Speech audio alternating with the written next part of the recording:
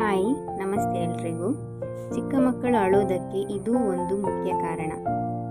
ಮಕ್ಕಳು ಅಳುವುದು ಸಹಜ. ಹಸಿವಾದಾಗ ಸಾಮಾನ್ಯವಾಗಿ ಅಳುತ್ತವೆ. ಆದರೆ ಚಿಕ್ಕ ಮಕ್ಕಳಿಗೆ ತಮಗೇನಾಗುತ್ತಿದೆ ಅಂತ ಹೇಳಲಿಕ್ಕೆ ಬರುವುದಿಲ್ಲ. ಆದರೆ ಕಾರಣ ಇಲ್ಲದೆ ಮಕ್ಕಳು ಅಳುವುದಿಲ್ಲ.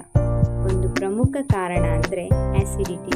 ಹೌದು, ಮಕ್ಕಳು ಹಾಲು ಕುಡಿಬೇಕಾದ್ರೆ ಗಾಳಿ ಹೊಟ್ಟೆಗೆ ಹೋಗಿ ಅಥವಾ ಸ್ವಲ್ಪ ದೊಡ್ಡ ಮಕ್ಕಳಾದರೆ ತಿಂದಿರೋ ಆಹಾರ ಕ್ರಮದಿಂದ ಆ್ಯಸಿಡಿಟಿ ಆಗುತ್ತದೆ. ಆದರೆ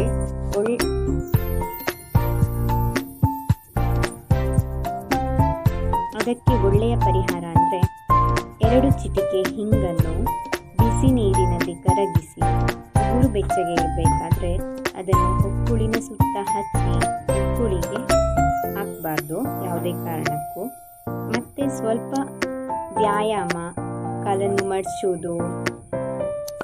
ಮಡಚಿ ಹೊಟ್ಟೆಗೆ ತಾಗಿಸೋದು, ಈ ಥರ ಮಾಡೋದ್ರಿಂದ ಹೊಟ್ಟೆ ಉಬ್ಬರ ಕಡಿಮೆ ಆಗ್ತದೆ. ಅಲ್ಲದೆ ಕೆಲವು ಮಕ್ಕಳು 1 ವಾರ 2 ದಿನ 3 ದಿನ 4 ದಿನಕ್ಕೊಮ್ಮೆ ಹೀಗೆಲ್ಲ ಮೋಷನ್ ಮಾಡ್ತವೆ. ಇದಕ್ಕೆ ಈ ರೆಮಿಡಿ ಹೆಲ್ಪ್ಫುಲ್ ಆಗ್ತದೆ.